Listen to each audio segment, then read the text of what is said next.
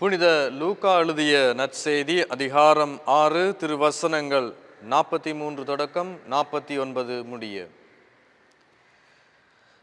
அக்காலத்தில் இயேசு தம் சீடர்களை நோக்கி கூறியதாவது: கெட்ட கனி தரும் நல்ல மரம் இல்லை, நல்ல கனி தரும் கெட்ட மரமும் இல்லை.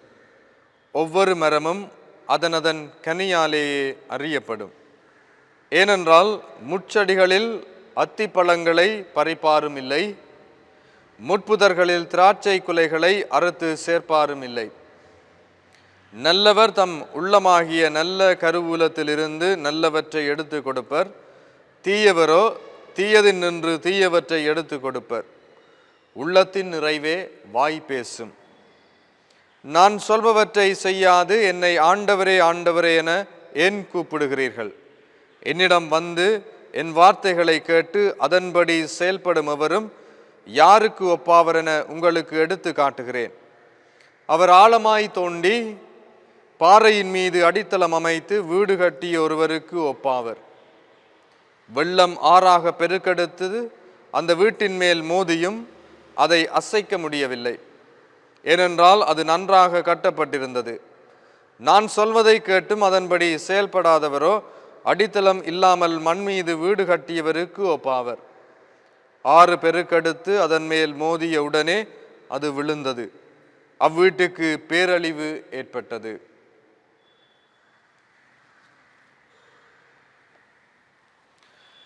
கிறிஸ்து இயேசுவுக்குள்ளே பிரியமான சகோதர சகோதரிகளே, எசாயா புத்தகம் 1வது அதிகாரம் 16வது 17வது வசனங்களை நாங்கள் வாசித்து பார்க்கின்ற பொழுது அங்கே சொல்லப்படுகிறது: தீமை செய்தலை விட்டொழியுங்கள், நன்மை செய்ய கற்றுக்கொள்ளுங்கள் என்று சொல்லி ஆண்டவர் எங்களுக்கு அழைப்பு தருகிறார்.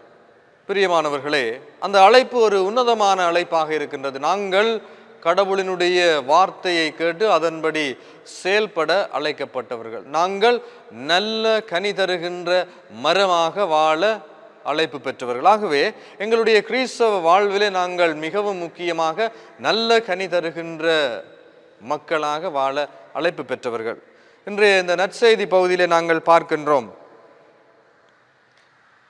என்னிடம் வந்து என் வார்த்தைகளை கேட்டு அவற்றின்படி செயற்படுபவரும் யாருக்கு ஒப்பாவர் என உங்களுக்கு நான் எடுத்து காட்டுகின்றேன்.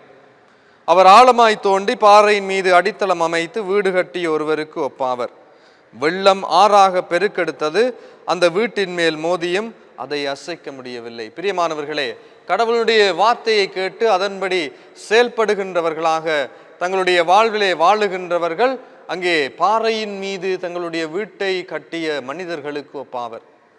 இதுதான் கிறிஸ்தவ நிலை வாழ்வுக்கான ஒரு அழைப்பாக இருக்கின்றது. பிரியமானவர்களே, இந்த அழைப்பை நாங்கள் நிறைவாக அறிந்து கொள்ளுகின்ற கிறிஸ்தவர்களாக நாங்கள் வாழ வேண்டும். நாங்கள் கடவுளுக்குரியவற்றை சிந்திக்கிற மனிதர்களாக இருக்கின்றோமா? கடவுளுக்குரியவற்றை நாங்கள் செய்கின்ற பிள்ளைகளாக இருக்கின்றோமா?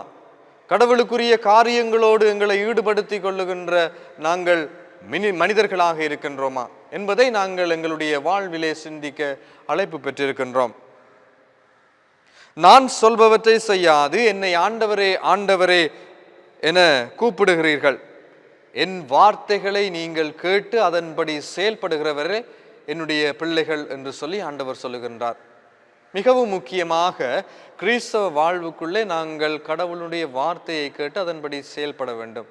நாங்கள் பல தடவைகளிலே யோசிப்பதுண்டு, எங்களுடைய வாழ்விலே நாங்கள் சரியாக வாழுகிறோமா, அல்லது எங்களுடைய வாழ்விலே பாவங்களை கட்டி கொண்டு வாழுகிற மனிதர்களாக நாங்கள் வாழுகிறோமா? சில சமயங்களில் எங்களுடைய சமுதாயத்தை நாங்கள் குறை கூறுவதுண்டு. இந்த சமுதாயம் எங்களுக்கு தீமையானவற்றை விதைத்து கொண்டிருக்கிறது, தீமையான காரியங்களுக்குள்ளே நாங்கள் வாழ்ந்து கொண்டிருக்கிறோம் என்று சொன்னால் இந்த சமுதாயம் எங்களை அந்த தீமைக்குள்ளே இட்டு செல்லுகிறது. நாங்கள் அந்த தீமைக்குள்ளே இழுக்கப்பட்ட மனிதர்களாக இருக்கிறோம் என்று சொல்லி நாங்கள் இந்த சமுதாயத்தை குற்றம் சாட்டுகின்றோம். இதே சமுதாயத்தில் தான் பிரியமானவர்களே கடவுளும் தன்னுடைய வார்த்தைகளை சொல்லுகிறார்: நீங்கள் தீமை செய்வதை விட்டொழியுங்கள், நன்மை செய்ய கற்றுக்கொள்ளுங்கள். அதே சமுதாயத்திலே, அதே பாவம் நிறைந்த சமுதாயத்திலே கடவுள் தன்னுடைய அற்புதமான வார்த்தைகளை சொல்லுகிறார்.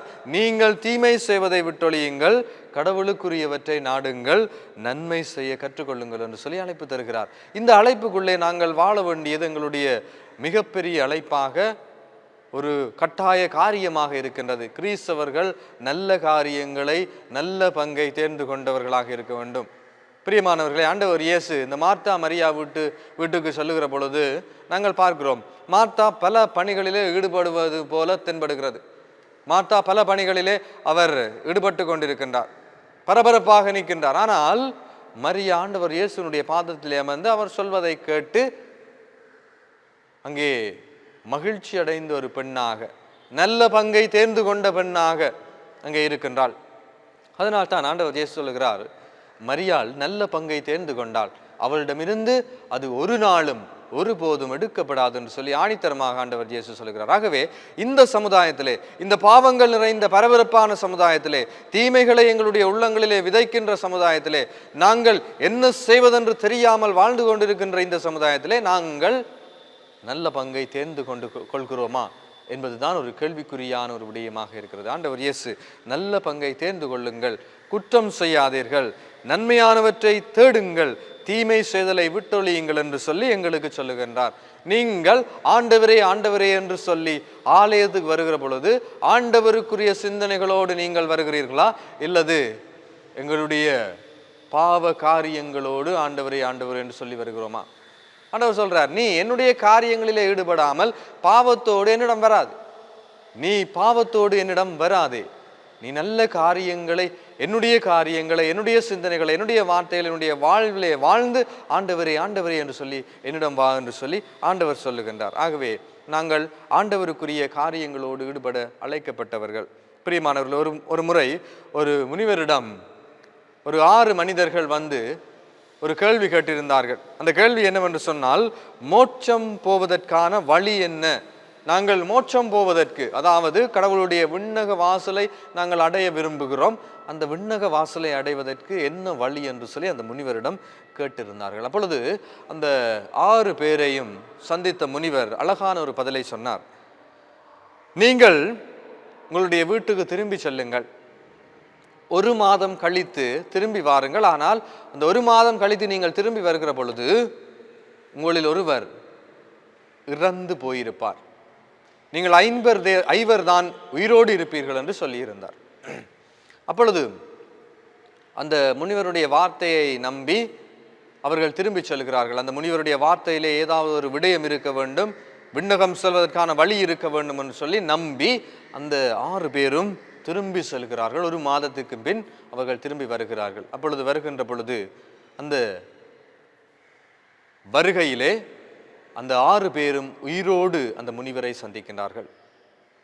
அந்த 6 பேரும் சந்தித்து, நீங்கள் சொன்னீர்கள் 5 பேர் தான் அங்கே உயிரோடு இருப்போம் என்று சொல்லி இருந்தீர்கள், ஆனால் இப்பொழுது நாங்கள் 6 பேரும் உயிரோடு இருக்கிறோமே என்று சொல்லி கேட்ட பொழுது அவர் சொன்னார், அந்த முனிவர் சொல்லியிருந்தார், நீங்கள் என்னிடம் கேட்ட கேள்வி என்னவென்று சொன்னால், மோட்சம் போவதற்கான வழியை என்னிடம் கேட்டீர்கள், இந்த 1 மாத காலமாக நீங்கள் என்ன செய்து கொண்டிருந்தீர்கள் என்று சொல்லி கேட்டிருந்தார். அப்பொழுது அந்த 6 பேரும் சொன்னார்கள், எங்களிலே யார் இறப்பார் என்று சொல்லி எங்களுக்கு தெரியாது, ஆனால் இந்த 1 மாதமும் நாங்கள் நன்மையானவற்றை தேடினோம், நன்மை செய்தோம், அன்பு செய்தோம், இரக்கம் காட்டினோம், தீமையை விட்டொழிந்தோம், இவ்வாறு பல கடவுளுக்குரிய காரியங்களோடு நாங்கள் ஈடுபட்டோம். ஏனென்று சொன்னால் 1 மாதம் தான் எங்களில் ஒருவர் உயிரோடு இருப்பீர்கள் என்று சொல்லி நீங்கள் சொல்லியிருந்தீர்கள், ஆகவே நாங்கள் இவ்வாறு வாழ்ந்திருந்தோம் என்று சொல்லியிருந்தோம். அப்பொழுது அந்த முனிவர் ஒரு அழகான பதிலை சொன்னார், மோட்சம் போவதற்கான வழி இதுதான் என்று சொல்லி அங்கே சொல்லியிருந்தார். பிரியமானவர்களே, நன்மைகளை நாங்கள் பிறருக்கு செய்கிற பொழுது, ஆண்டவருக்குரியவற்றை நாங்கள் தேடுகிற பொழுது, நாங்கள் எங்களுடைய காரியங்களிலே கடவுளை நினைத்து கடவுளுடைய இறை வார்த்தையின்படி எங்களுடைய வாழ்வை அமைக்கின்ற பொழுது அதுதான் விண்ணக வாசலுக்கு போவதற்கான வழியாக அமைகின்றது. அருமையான சகோதரர்களே, ஆகவே எங்களுடைய வாழ்விலே நாங்கள் நல்ல கனி தருகின்ற மக்களாக மாற வேண்டும். ஆண்டவர் சொல்லுகிறார், யோவான் நற்செய்தி 15வது அதிகாரம் 8வது வசனத்திலே, நீங்கள் மிகுந்த கனி தந்து என் சீடராக இருப்பதே என் தந்தைக்கு மாட்சி அளிக்கிறது. கடவுளுக்கு மகிழ்ச்சி உண்டாகிறது. நாங்கள் மகிழ்ச்சியோடு நல்ல காரியங்களிலே ஈடுபடுகிற பொழுது கடவுளுடைய அந்த விண்ணகத்திலே மகிழ்ச்சி உண்டாகுது என்று சொல்லப்படுகிறது. என் தந்தைக்கு மாட்சி அளிக்கப்படுகிறது என்று சொல்லப்படுகிறது. ஆகவே பிரியமான சகோதரர்களே, கடவுளுக்குரிய காரியங்களோடு நாங்கள் எங்களை ஈடுபடுத்திக் கொள்வோம். நல்ல கனி தருகின்ற மரமாக நாங்கள் மாறுவோம். ஆண்டவருடைய பாதையிலே தொடர்ந்தும் வழிநடக்கின்ற கிறிஸ்தவ பிள்ளைகளாக எங்களுடைய வாழ்க்கையிலே நாங்கள் தொடர்ந்தும் பயணிப்போம். ஆண்டவர் எங்களை நிறைவாக ஆசீர்வதிப்பாராக. தொடர்ந்தும் எங்களுடைய வாழ்விலே நாங்கள் ஆண்டவரோடு பயணிப்போம். ஆமேன்.